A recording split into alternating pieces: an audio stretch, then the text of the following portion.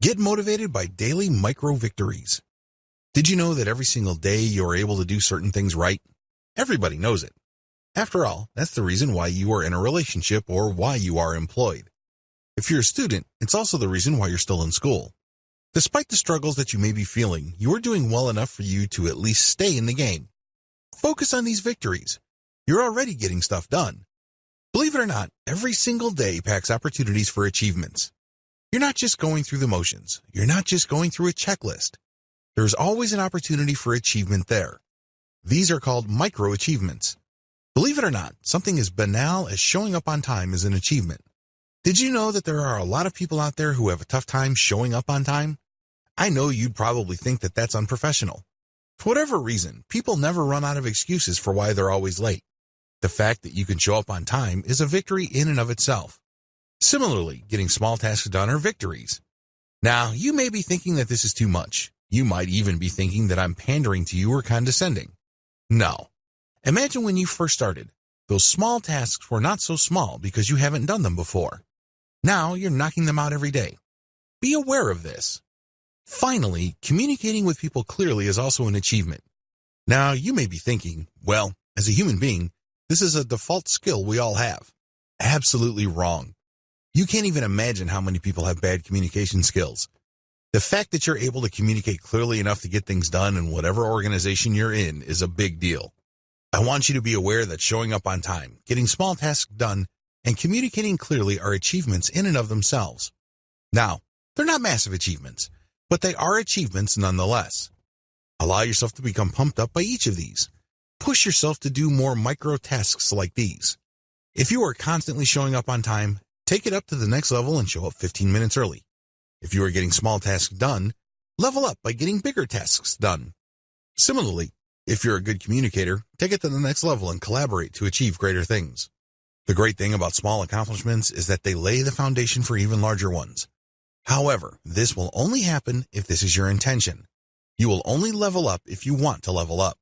Unfortunately, a lot of people dismiss their ability to achieve micro victories and they stay stuck. They think, well, this is really not that big of a deal.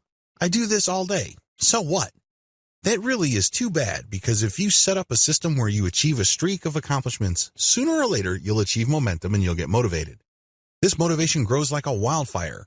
If you have been struggling with being productive in the office and you notice that one day your to-do list just got shorter and shorter because you were knocking stuff out, allow yourself to get in the moment. Allow yourself to achieve some level of physical, emotional, and mental momentum so things get easier and easier as you do them. This is paired with an increasing level of motivation. Try to recreate this the next day, and your motivation can push you to do more and more complicated tasks. The more you do it, the more momentum you get. Ideally, you should work on the small stuff to achieve a level of momentum and then give yourself a harder assignment.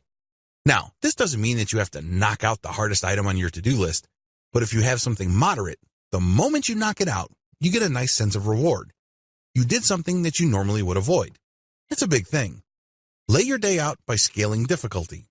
To get motivated by daily micro victories in a systematic and methodical way, follow these steps. Step number 1, list out all your to-do tasks. Step number 2, start with the easiest and end with the biggest and most intimidating things. By biggest, I'm talking about tasks that really can't be broken down. They have to be handled in one big block. Step number 3, blast through the first items.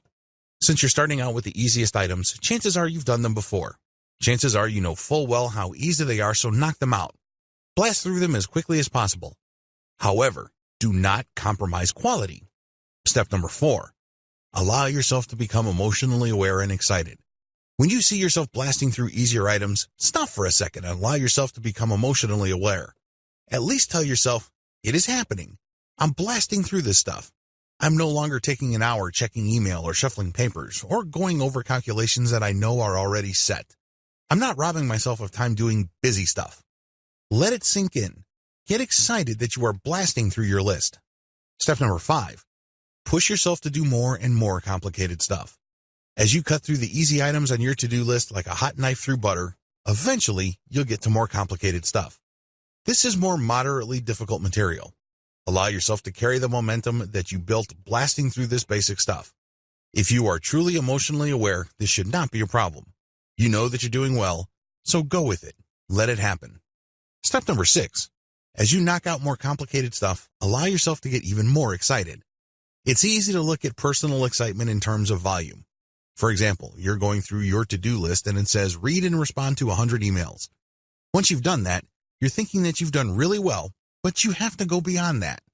You have to also look at the quality or complexity of the item you're handling. Get excited by those items. Understand that normally this takes quite a bit of work and getting used to, but here you are knocking it out. Allow yourself to scale up the excitement that you have. This is a sense of ownership, control, and discipline you're achieving. Step number 7. Map out how far you get each day.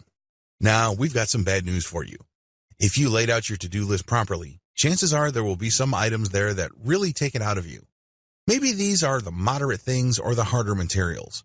Whatever the case may be, as you initially blast through the easy stuff and things slow down a little bit with the moderate stuff, eventually you'll reach a point where you'll run out of time. Maybe it's time to go home or it's time to get on with the rest of your day.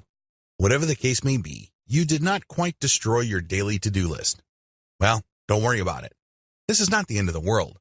I just need you to map out how far you reach that day. This has to be graphical. You have to come up with a map. Don't beat yourself up unnecessarily if you notice that you're backsliding or if there's a fluctuation in the pattern. Don't be discouraged by that.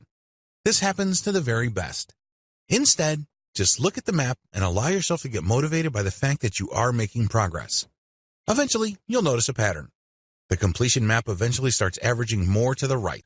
This means that over an extended period of time, you are making consistent progress. Allow yourself to get excited about this. Most importantly, regardless of how far you get every single day, always shoot to go further and further each day. Stay focused on your life purpose. Stay connected to it. Allow it to push you forward. That is your motivation. With that motivation, shoot to go further and further each day with your to-do list.